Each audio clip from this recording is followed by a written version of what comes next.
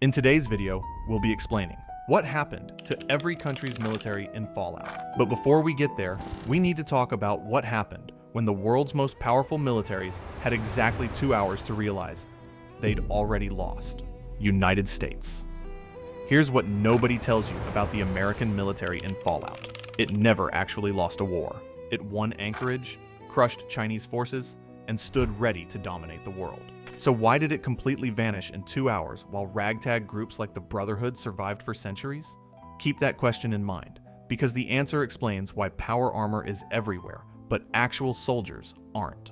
The pre-war American military was the most advanced fighting force in human history. 5 branches, power armor, laser weapons, giant robots that threw nukes at communists. Reclaiming Anchorage in January 2077, the military-industrial complex had become so powerful by 2077 that it was basically running the country as a junta, declaring martial law and annexing Canada for its resources. You see this dominance everywhere in the games. Fallout 3's Operation Anchorage DLC drops you into a simulation of that final battle, showing T-51B power armor cutting through Chinese positions like butter. Fallout 4 opens with pre-war soldiers demonstrating power armor to civilians right before the sirens go off.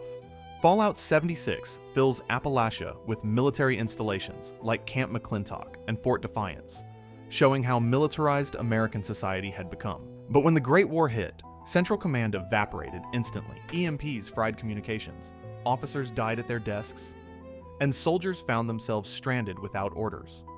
Most units just dissolved, with troops either dying from radiation or deserting to find their families.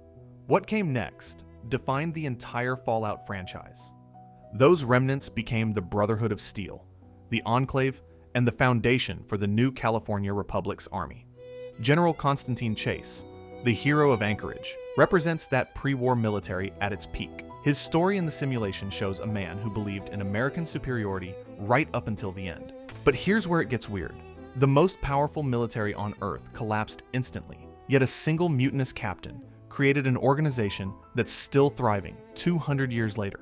How does that happen? The answer is in what Maxon found at Mariposa, something so horrifying it made him abandon his country hours before the bombs fell. The Brotherhood of Steel formed when Captain Roger Maxon led a revolt at Mariposa Military Base in 2077, after discovering the government's FEV experiments on civilians. His soldiers became tech-hoarding knights in Lost Hills, preserving military hardware while the world burned. You meet their descendants in every modern Fallout game, from the isolationist outcasts in Fallout 3 to the aggressive expansionists in Fallout 4. Their whole identity comes from that military lineage, maintaining ranks like Paladin and Sentinel while guarding pre-war weapons. The Enclave took a different path. High-ranking officials and President Richardson retreated to an oil rig off the California coast, later relocating to Raven Rock and other secure facilities. They saw themselves as the legitimate continuation of the US government, but really they were just a military junta obsessed with genetic purity. Fallout 2 reveals their plan to genocide the Wasteland with modified FEV, while Fallout 3 shows them trying to control Project Purity. Their advanced power armor, the X-Ozon and later Hellfire variants, represents the pinnacle of pre-war American engineering. The Enclave had everything: advanced tech, government authority, secure bunkers. The Brotherhood had nothing but stolen equipment and deserters. So why did the Enclave lose? We'll come back to that. But first, you need to understand the one weapon that defined both factions. Power armor defines American military might in Fallout. The T-45D came first in 2067, rushed to the front lines in China. Then, the T-51B arrived in 2076, the pinnacle of pre-war design with superior protection and the iconic look everyone recognizes. Fallout 4 introduced the T-60, supposedly a last-minute upgrade before the bombs fell, though Reddit debates whether that's a retcon or just military bureaucracy. These suits turn their wearers into walking tanks, with damage thresholds hitting 40+ and fusion cores providing power. Liberty Prime deserves its own mention. This giant robot in Fallout 3 and 4 was supposed to liberate Anchorage, but never got deployed. The Brotherhood reactivated it centuries later, and watching it throw nuclear footballs while shouting anti-communist propaganda never gets old. It represents American military excess, taken to an absurd extreme. Exactly the kind of overkill the pre-war government loved. Stats matter here. A T-51B suit in Fallout 4 has roughly 1,000 hit points and reduces incoming damage by 50%. You craft upgrades using fusion cores and steel plating, adding mods like targeting HUDs for 20% better accuracy or jetpacks for mobility. Reddit build guides obsess over Brotherhood of Steel night loadouts because power armor makes you nearly invincible early game, at least until the patches nerfed fusion core duration. The military's weapons spread throughout the wasteland too. Laser rifles dealing 50 damage, miniguns spitting 5mm rounds, plasma weapons that turn enemies into goo. You find this hardware at bases like Fort Independence in Fallout 4, or by completing quests like Old Guns for the Minutemen. Most of it still works after 200 years, because Fallout's retro-futuristic tech was built to last. What makes American military remnants unique is how they shaped every major faction. The NCR Army in New Vegas started with Shady Sands veterans from Fallout 1, building a conventional force with conscripts and ranger elites. Even raider groups like the Gunners in Fallout 4 use military tactics and equipment, likely descended from deserters or mercenaries. The wasteland runs on pre-war American military might, whether people realize it or not. Real-world inspiration comes straight from 1950s Cold War America. The aesthetics pull from WW2, GIs mixed with atomic age paranoia. That duck and cover mentality taken to extremes. Power armor exaggerates the concept of a tank suit, something the US military actually researched in real life.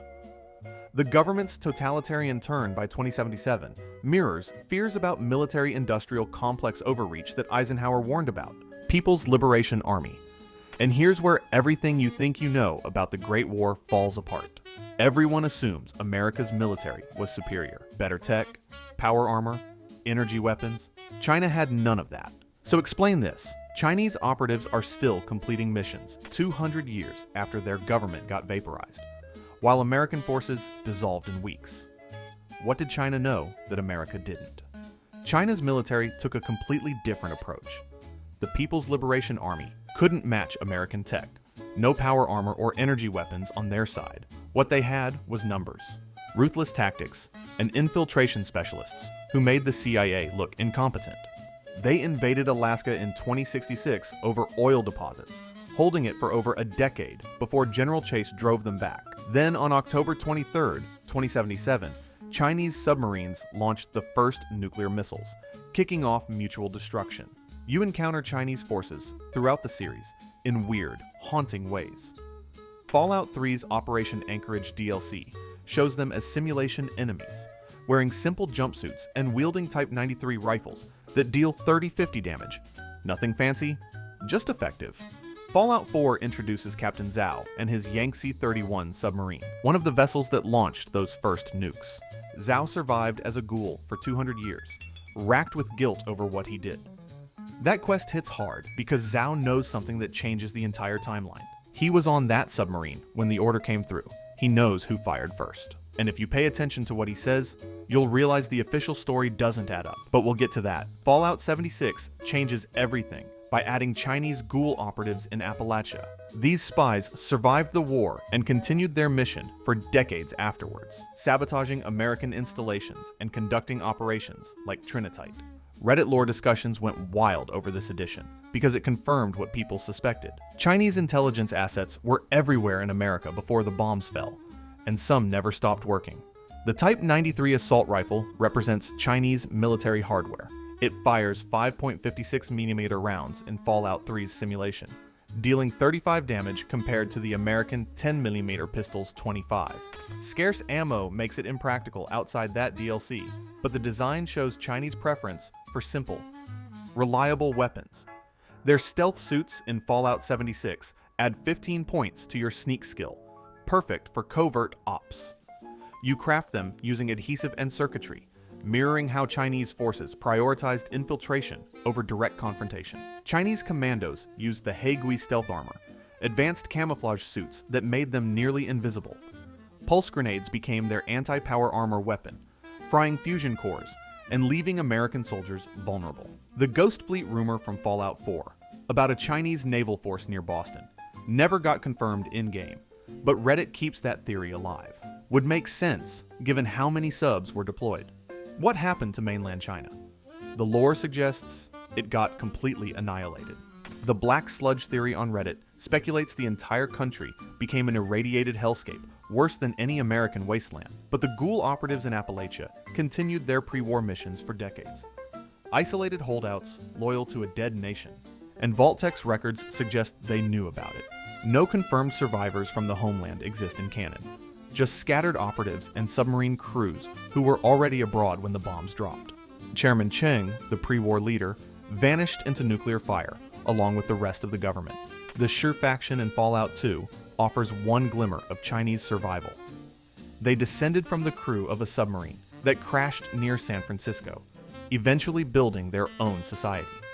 Their emperor is actually a sentient AI managing the community, showing how remnants adapted to the post-war world. The Shi represent the only organized Chinese-descended faction with real power, though they're fully integrated into California wasteland culture by the 2240s. Chinese forces connect to several major events across games. In Fallout 76, their sabotage attempts at the White Spring Resort show ongoing operations years after the war. Their hacking of American Protectrons turned friendly robots into threats. This stuff frustrated Brotherhood survivors who spent decades rooting out Chinese holdouts while dealing with Scorched Plague and other wasteland nightmares. The real-world inspiration pulls from Mao-era PLA structure and Cold War spy paranoia. Chinese infiltration in Fallout mirrors. American fears about communist agents during the Red Scare, cranked up to ridiculous levels. The submarine first strike scenario references Cold War nuclear strategy, the idea that whoever launches first might survive. In Fallout's universe, that theory got proven catastrophically wrong. Community reception to Chinese lore stays strong. Reddit polls consistently rank the Shi and Captain Zhao's story among the best Chinese content. The mystery of what happened to China proper keeps people theorizing, making up stories about mainland survivors that will never be canon. Quotes like Zhao's, "I was only following orders," resonate because they humanize the enemy, showing soldiers on both sides were victims of their government's stupidity. European Commonwealth. And this is where you realize the Great War was just the final chapter in a genocide that started 25 years earlier. Europe collapsed before the Great War even started. The European Commonwealth formed as a united front against the Middle East during the Resource Wars, invading for oil in 2052. Think America had it bad? Europe had already collapsed into chaos before October 23rd, torn apart by civil wars after failing to secure Middle East oil. Which raises a horrifying question. If Europe destroyed itself over resources, and China invaded Alaska for oil, what was America really fighting for? These wars turned brutal fast, with nuclear weapons deployed in the Middle East by 2054, destroying Tel Aviv and sparking international horror. By 2060, the oil fields were exhausted, radiation-soaked wastelands producing nothing. The Commonwealth dissolved into infighting and civil wars that raged until 2077. No Fallout game has ever shown European forces directly. You find hints scattered through terminal entries and item descriptions, like the Vindicator minigun that mentions European manufacture. The 14mm pistol in Fallout 1 and 2 was exported from European arms dealers before everything went to hell. That's basically it for confirmed military hardware. What happened after October 23rd? Reddit consensus says Europe got nuked into oblivion as part of the chain reaction. France, Germany, the UK, Italy, every major power likely got hit when the missiles started flying. The civil wars raging across the continent meant they were already weakened, cities burning before the atomic fire finished the job. Tenpenny from Fallout 3, that rich British guy, made it to America somehow, suggesting some people survived the initial blast and migrated west. The real nightmare is that Europe might be worse off than America. The Resource Wars nuked parts of it 17 years before the Great War. Environmental collapse, starvation, and constant warfare would have killed millions before 2077. Then the bombs dropped on a population already on the brink. Reddit discussions paint a picture of irradiated ashlands and balkanized tribes fighting over scraps. But it's all speculation, since Bethesda hasn't touched European lore. Middle Eastern forces. This is the part of Fallout lore nobody talks about, and when you see why, you'll understand how dark this universe really gets. The Middle East got destroyed, fighting Europe over the last oil reserves. The United Arab States and other nations defended their territory against Commonwealth invasion, holding out for years. When Tel Aviv got nuked in 2054, it showed how desperate the conflict had become. By 2060, the oil fields were bombed into uselessness, soaked in radiation and producing nothing worth fighting over. No named armies or specific military details exist in canon. These forces were conventional militaries facing a technologically superior European enemy, fighting a losing battle over resources that were running out anyway. The scorched earth tactics on both sides left the region uninhabitable. Post-war fate? The Middle East was already a radioactive desert before October 23rd. When the Great War added more nukes to the pile, it just finished what the resource wars started. Reddit assumes total annihilation because there's zero evidence of survivors or any faction descended from Middle Eastern forces. Here's what makes this disturbing. The Middle East got nuked in 2054, 23 years before the Great War, and the world just kept going. For 23 years, everyone knew nuclear weapons were back on the table, and nobody stopped. They just found new targets. The region becomes a cautionary tale about resource wars and nuclear escalation. Canadian forces. Canada represents something most Fallout fans miss. Proof that America was already the villain before China launched a single nuke. The annexation of Canada wasn't defense, it was conquest. And the way American soldiers treated Canadian prisoners makes raiders look merciful. Canada never stood a chance. The United States invaded and annexed Canada in 2076 to secure the Alaskan pipeline. Canadian resistance fighters sabotaged American operations, bombed pipelines, and waged guerrilla warfare against occupying forces. Terminal entries in Fallout 3 mention Canadarian prisoners being executed, showing how brutal the suppression got. By 2077, organized Canadian military resistance had been crushed. The partisan fighters represent the only real Canadian military presence in lore. No power armor, no special weapons, just desperate people trying to save their country from annexation. They failed. Fallout 76 has comics featuring the Yukon 5, possible Canadian heroes, but it's promotional material without real substance. Post-war, Canada got nuked along with the rest of North America. Refugees who survived the occupation likely fled south into American territory, where they blended into the general wasteland population. Reddit debates whether any Canadian identity survived, but there's zero canon evidence of distinct Canadian factions or communities. The annexation wiped out Canadian nationhood, and the bombs finished the job. Soviet Union. Russia, in Fallout's timeline, never collapsed. The Soviet Union maintained superpower status through 2077, staying neutral in the Sino-American War, from which the US had purchased Alaska from Russia in 1867. The AK-112 assault rifle in Fallout 2 shows Soviet arms still circulated internationally, suggesting active weapons manufacturing. But here's what keeps Reddit up at night. If the Soviet Union stayed neutral and still got destroyed, that means somebody specifically targeted them. The nukes didn't just fly everywhere. Someone made a choice. And that choice suggests the Great War wasn't about America versus China at all. Direct Soviet military presence? Basically zero. A Soviet consul appears in Vault 13's opening in Fallout 1, implying diplomatic relations existed. Some Reddit theories suggest the USSR allied with China against America, but that's speculation without canon backing. More likely, they tried to stay out of the conflict and got nuked anyway when the missiles started flying globally. The post-war fate of Russia remains pure mystery. The Great War's mutual assured destruction would have included Soviet territory in the targeting solutions. With America and China throwing everything they had, neutral parties couldn't escape the fallout. Reddit consensus assumes the Soviet Union got obliterated. Cities like Moscow vaporized in the exchange. No survivors or remnants have appeared in any game, and Bethesda seems uninterested in exploring that storyline. Mexican military. Mexico's military got steamrolled in 2051 when the United States invaded to secure oil refineries. The conflict was brief and one-sided, with American forces quickly capturing key installations. By 2052, Mexico had effectively been annexed, its resources feeding the American war machine. Poseidon Energy took control of the refineries, exploiting them until they ran dry. Zero evidence exists of organized Mexican military resistance or post-war factions. The occupation crushed any organized force decades before the bombs fell.